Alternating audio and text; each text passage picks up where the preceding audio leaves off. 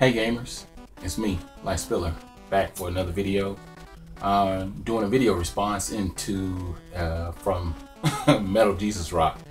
He was asking a question, or he was actually asked a question, and he gave a response to it, which ironically was something that I've been talking about for the last few weeks with some fellow buddies, gamers, and stuff like that over chat and whatnot. And said, do you collect games to play, or do you collect games to put on your shelf? And I have to say, over the first year and a half that I had my channel, it was all about collecting the things that I wanted, things that I could get real cheap, and all kinds of little stuff, and just add to my collection. So I was kind of into that. My whole aim and everything that I was doing was just going in and getting mostly everything that was retro. And at a point, I actually, over probably less than 2 years, I had about 700 games. And that probably about two and a half years. So about the year and a half mark, I started to make a different decision with my game collecting, the things that I do, and how I collect. What's changed now is my spending habits. I've dwindled that down to where I'm doing something efficient, to where I'm not overdoing it. And then as far as my collection goes, when I got my PS4, I actually got rid of a big bulk of some pretty nice titles. But realistically, like I said, I've made the transition over the last year and a half, really about the last year. I made a decision. I started saying to myself, am I going to really play these games? And if I'm not going to play these games, why even keep them? And so I started going after games that appealed towards me, which in the long run, it kind of helped me not to just go buy random games and just a bunch of stuff unless it was recommended to me, or I seen something somewhere and it piqued my interest, or it was a game that I wanted to go back and get, or it was a brand new game that I wanted to add to my collection, or it was a game I never played, any of those things of that sort. So what I did recently over the last year, the second part of last year, I got rid of more than half of my PS2 games, pretty much games that I knew that were just fillers, or games that I just knew I wasn't going back and play. So I got rid of probably 50 to 75 of those. Just recently, before I got my PS4, I got rid of some of my original Xbox games. I got rid of my PS1 stuff. I may have kept like a small handful of them.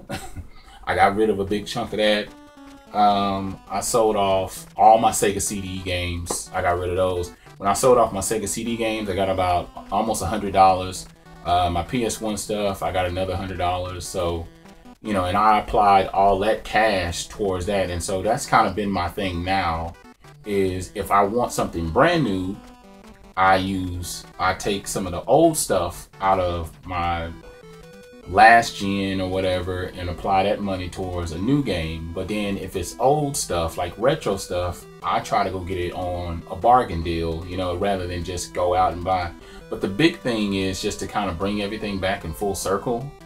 Yes, I do play my games, and that's what my whole intentions are.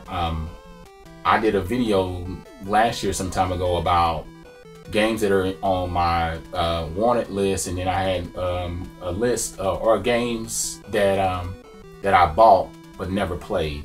And I had stacks and stacks of games, and I just said to myself, this year I don't want to do that anymore. So this year I've been more towards the aim of finishing games that I get, I play them.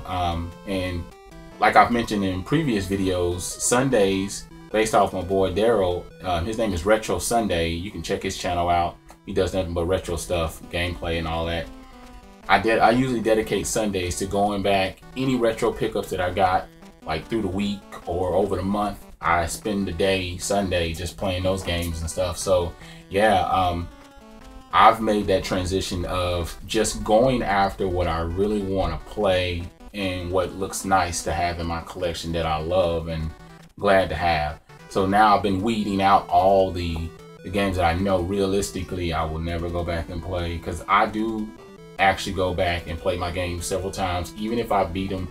I just recently finished up Batman, and I probably completed Oh man, so many. I've completed 4 titles already, 4 games on the PS4 already, and even on my retro stuff, I've gone and completed some of those games. So this year, I've been dedicating more time towards getting what I want, playing those games, not just having a bunch of games. So I went from having 700 to barely 500 games, which still sounds like a lot of games, I guess you can say, but really, I've cut a lot of fat out, like a lot of extra stuff that I just didn't even see myself realistically playing. But yeah, so that's what I do.